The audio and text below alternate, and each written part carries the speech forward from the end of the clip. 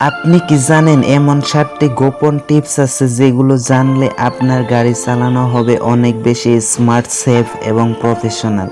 আজকে আমি শেয়ার করব এই সিক্রেট টিপসগুলো যা 90% ড্রাইভার ফলো করেন না।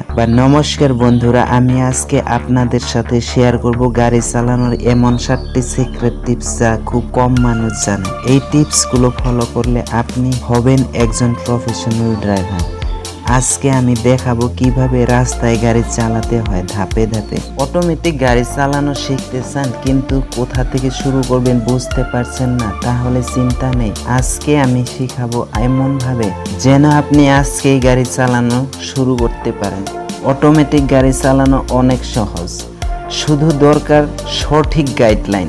আজকের ভিডিওটা একদম নতুনদের জন্য, যারা কখনো গাড়ি চালায়নি বা গাড়ি চালানো শিখতেছেন।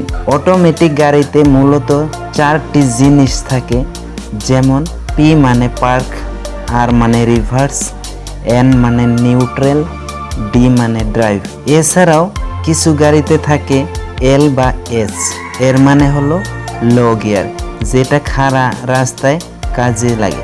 স্টার্ট করার নিয়ম স্টেপ বাই স্টেপ। গাড়িতে বসুন এবং সিট বেল্ট বেঁধে নিন। ব্রেক চাপুন এবং গাড়ি অন করুন। গিয়ার পরিবর্তন করুন পি থেকে ডিতে।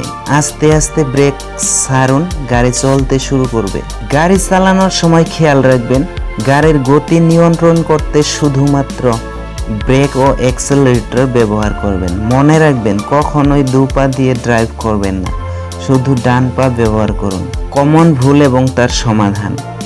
অনেকেই ডিতে গাড়ি রেখে গাড়ি বন্ধ করে দেন, এটা করবেন না। গাড়ি বন্ধ করার সময় গিয়ার পিতে রাখবেন সব সময়। কখনো চলন্ত অবস্থায় আরে নিয়ে যাবেন না গাড়ি।